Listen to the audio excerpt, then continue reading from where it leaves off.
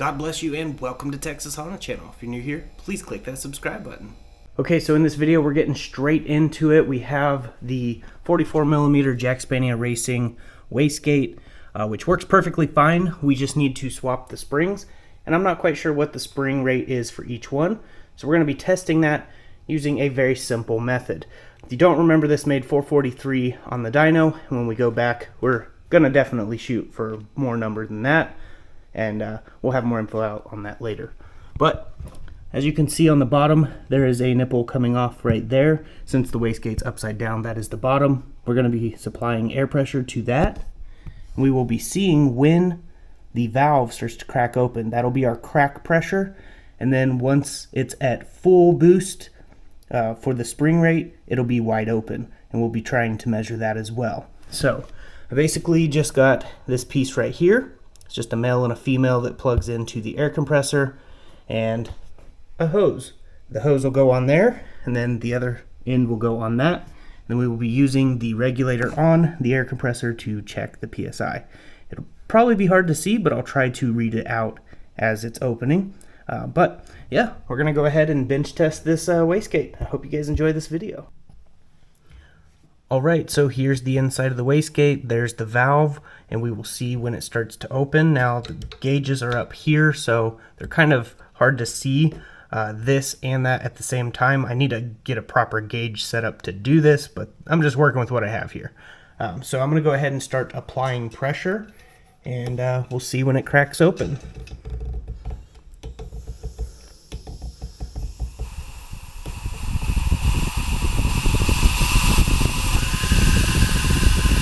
That right there is barely reading on the gauge, but it looks about 5 psi. That right there is 8 psi. That's 10 psi. It's not fully opening, but it is allowing some of the exhaust gases to escape. So we're going to add more pressure and see what it's at. That's 25 psi, so it's not opening any more than that. So the spring that's in here appears to be right around 8 to 10 psi. I'm going to go ahead and take the spring out. There's just Allen bolts around here, and I'm probably just going to use a C-clamp, clamp this down, undo those, and pull the spring off, and we'll swap the spring and see what it does.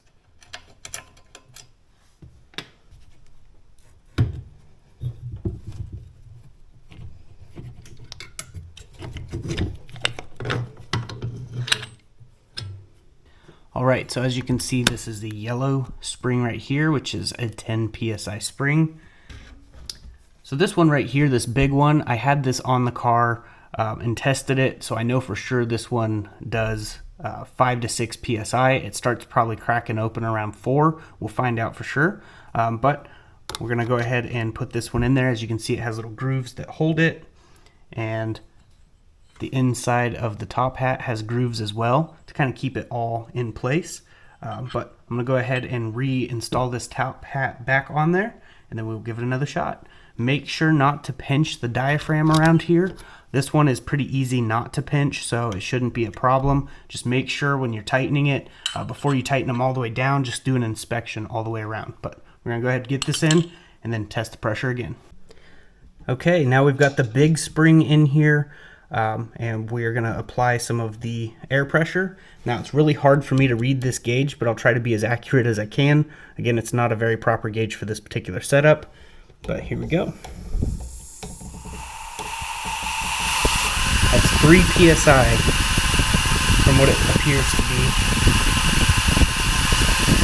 That's 4 psi. That's 5.5 it looks like. 6 psi. Yeah, it's fully open by 6. So the spring that's in here appears to be a 5 to 6 pound spring. And as you can see, that valve opened quite a bit more than the yellow spring to allow more air to bypass. With the yellow spring, it didn't open near as much because it wasn't going to let near as much air out of the exhaust system. Now keep in mind there will be back pressure coming up through the exhaust, pushing on that valve. And with my particular setup, I have an electronic boost controller, and it supplies air pressure to the top of the wastegate and to the bottom from the turbo, so that way it can keep the valve closed longer or open longer. Depends on how I have the electronic boost controller set up.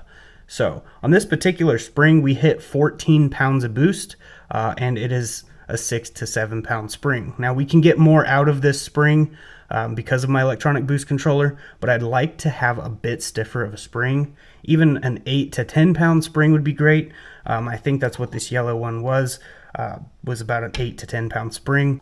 But we're gonna go ahead and install this little spring right here, so that way you guys can see exactly what this spring is.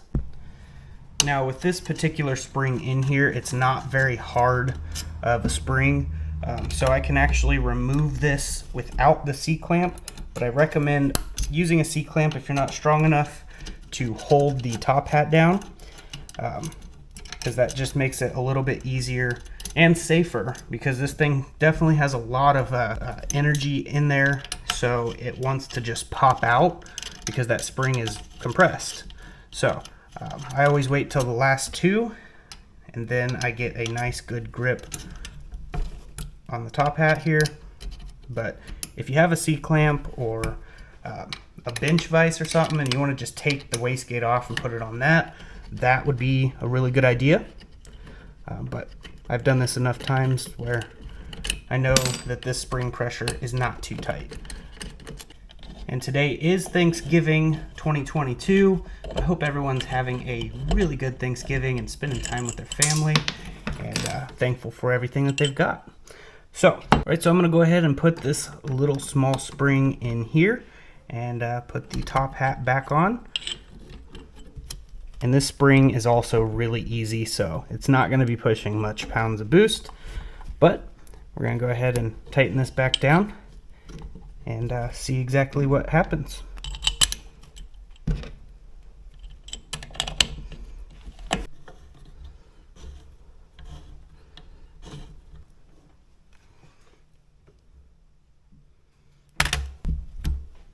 All right, I'm gonna go ahead and start adding some pressure to it.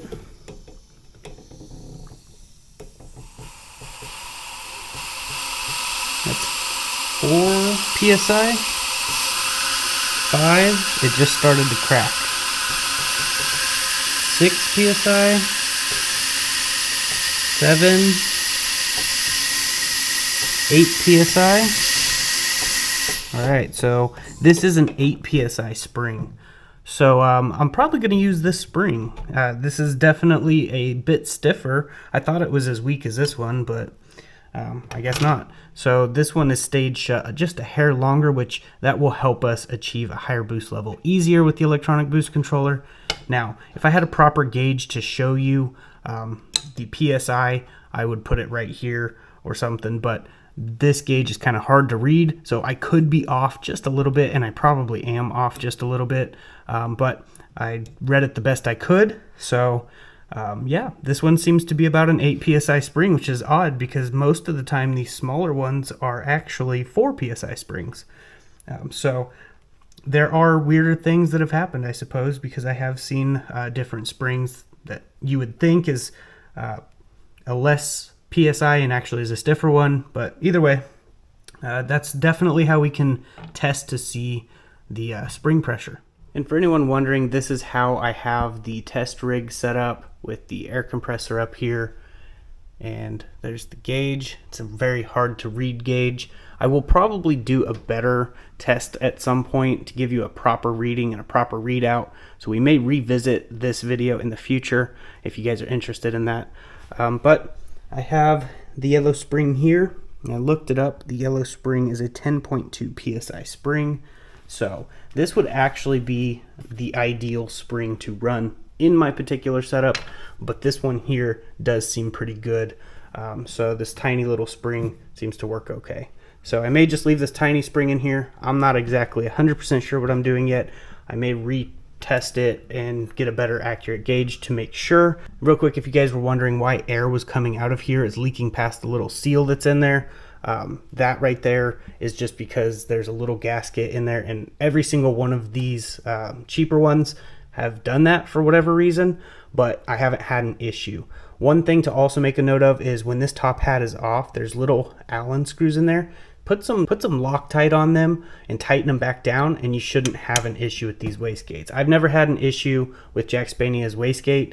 The truck that I had, the green truck, that one still currently has a JACKSPANIA wastegate on it, and it's still going perfectly fine with a lot of abuse on that engine.